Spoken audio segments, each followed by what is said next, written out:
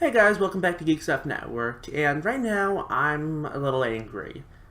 Not because Godzilla King of the Monsters was a bad movie, but because it was so good. And the way the critics treated this movie is abysmal.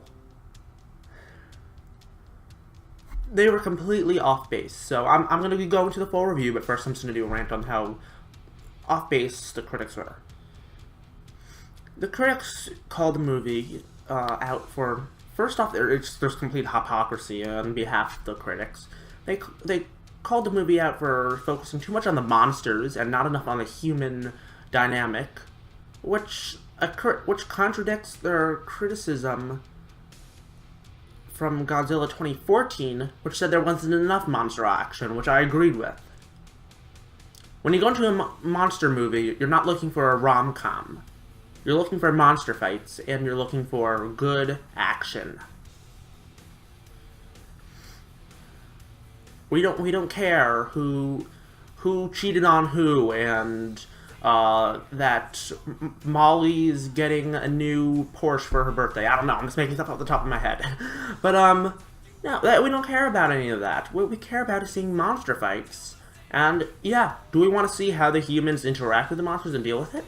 Absolutely. And they provided that really well. I actually think that, given the amount of screen time the humans had, the relationships and the dynamic there was really good.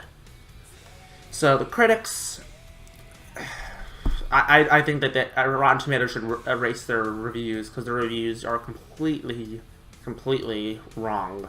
And I know it's opinion, but it's hypocritical, and they're not legitimate criticisms of the movie. I mean, this is my own opinion, but what they're saying is just objectively not true. And I know I'm contradicting myself right now, but I'm just seething with anger right now. I'm livid, because these critics made this movie out to be just some big dumb movie with just bad monster fights in between. It was not. First off, the monster fights were incredible. Some of the best I've seen. It was by far not only the best MonsterVerse movie, it was the best monster movie I've seen ever. So yeah. So critics are wrong. Everyone who gave the movie a Rotten Tomato should be fired from whatever media outlet they work from, because they don't know what they're talking about. Anyways, now that I got that rant over, let's get into this amazing movie. So the movie starts off, and by the way, spoiler warning, so don't say I didn't warn you. It's in the title, and I always say I'm going to put a spoiler warning screen before, but I always forget in the editing process, so maybe I'll remember, maybe I won't. But anyways, not to drag this video along too long, the movie starts out in 2014. Godzilla's kind of walking out of San Francisco after the destruction that he and the Mutos unleashed with their big fight. And it is implied in the beginning that the main family, that obviously works for Monarch, loses their son, which is pretty devastating. So then it fast forwards to what I would assume to be the current timeline, and they're they're now living in Boston. It's unclear if they lived in Boston before and they were just in San Francisco. I don't know, but there's obviously some sort of bad family dynamic there, where the father and the mother are divorced. And the mother is working for Monarch, and she's doing research on Mothra, who is in like a catatonic state or something, and then just kind of the people working at Monarch were like trying to contain her and stuff. I'm not going to go down scene by scene, but basically Mothra gets out and goes into a cocoon, and then when we fast forward, we see we see Mothra. We see Mothra in her cocoon. I just said that. Sorry. Then we see Godzilla the bottom of the ocean through the window of an underwater monarch base. I cannot speak today. I'm sorry. And he's giving them some sort of signal of something. And it turns out it's because there's an evil group of eco-terrorists that is conspiring with the mother to unleash King Ghidorah and essentially restore balance to the world. Which, a lot of the stuff she said sounded vaguely familiar to a very particular person. He's big, purple, and, well, I think you know who I'm talking about. So, yeah, they kind of want to unleash them to restore balance because, humans, they believe that humans have just are bringing the world to the brink of collapse, so they must fix it by releasing these titans to come and kill a whole bunch of people, and wreck cities and stuff. So, very Thanos-esque. Oh, oops, I gave it away. So, yeah, they go and they basically unleash King Ghidorah, and there's a whole bunch of stuff, big action scenes that go on, and Godzilla between the Monarch soldiers, or the U.S. soldiers, and the paramilitary eco-fascists, and then when King Ghidorah is unleashed, he starts breathing his electric fire dragon breath. I don't even know what to call it. And starts basically wreaking havoc until Godzilla comes to fight him. But I can't say Godzilla wins this fight. He definitely takes a little bit of an L there.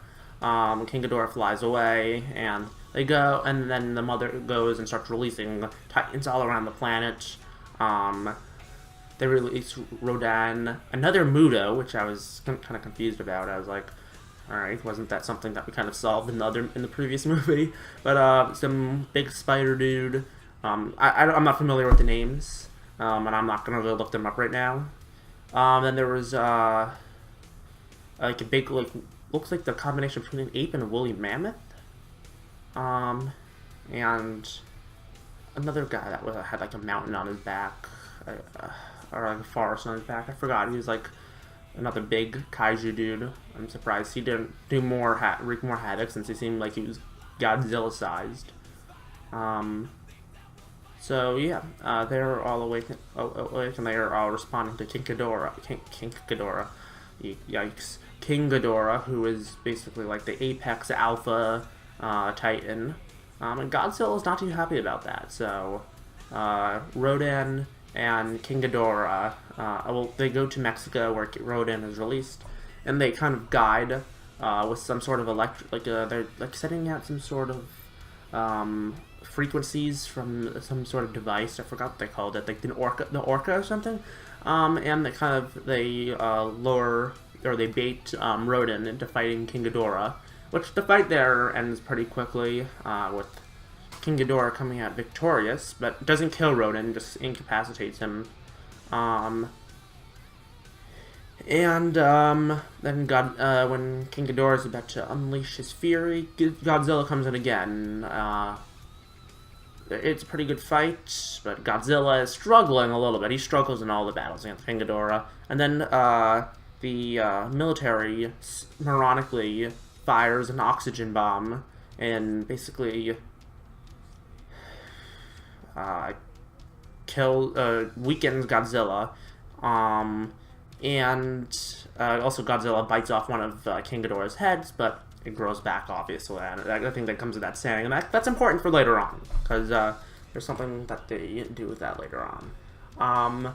So now Godzilla goes to his little sanctuary where he goes to recover, and they need to bring him back, because I realize that he's the only force that's able to make sure that these other monsters don't wreak havoc on the planet. So Godzilla goes into a catatonic state to kind of to heal himself with nuclear atomic energy.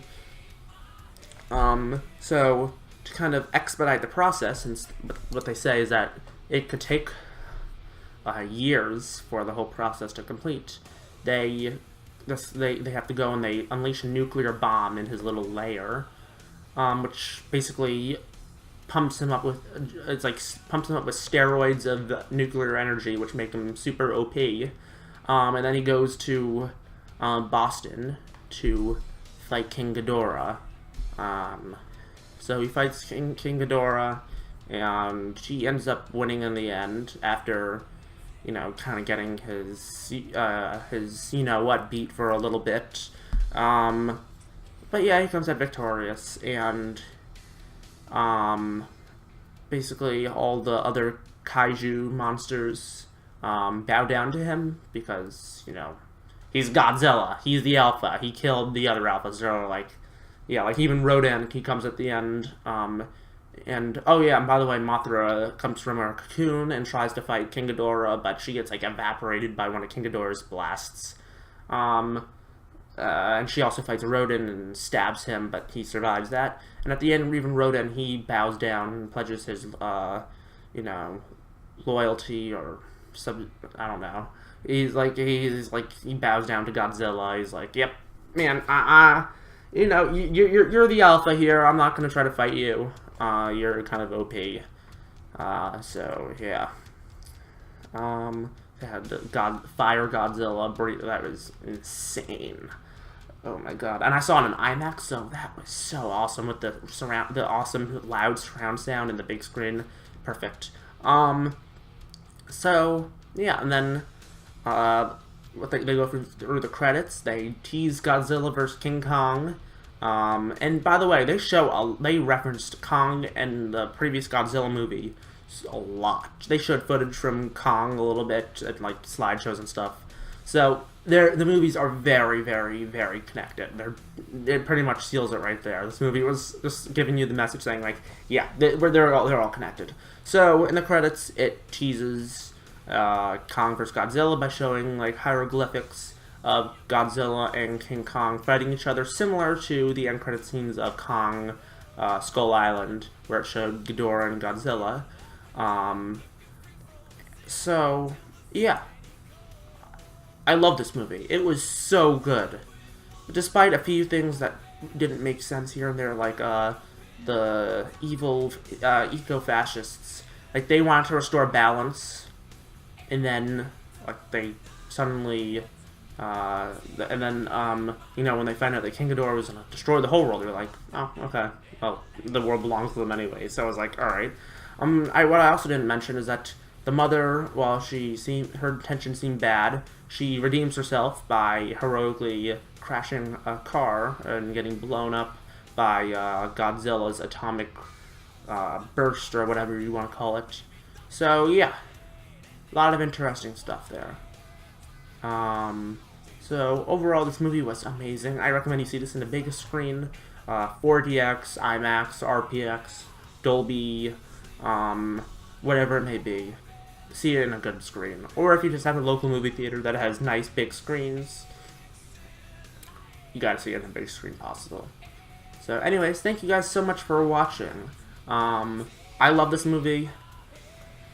I highly recommend seeing it. It is a ton of fun. And the critics underrated it so much. Please do not listen to them. Actually, as a matter of fact, never listen to the critics, ever, because they're always wrong. If there's a movie that's bad, they'll give it stellar reviews. If there's a movie that's amazing, they'll give it abysmal reviews, as shown with Godzilla. They should all make an apology for their mistreatment of the film, because this film was so good. And yeah, if you love monster movies and big monsters fighting each other, this movie is definitely the movie for you. If you are coming to see, a big story unfold between humans and looking for a rom-com kind of thing, probably not the movie for you. If you're looking for a good story with big monster fights incorporated within it, this is the damn movie for you, because I was impressed. Because with the human interaction and stuff, I was going with low expectations for that, but the critics were like, it was almost like I thought they were being satirical. I after the movie, like I'm thinking that they're being satirical because it was great. I actually cared about what some of the stuff that the humans were doing, which is very rare. In Godzilla 2014, I didn't care about the humans. I want to see Godzilla fight the Mutos, like. So, yeah. Thank you guys so much for watching. It has been Geek Stuff Network. See you in the next video. I don't mind you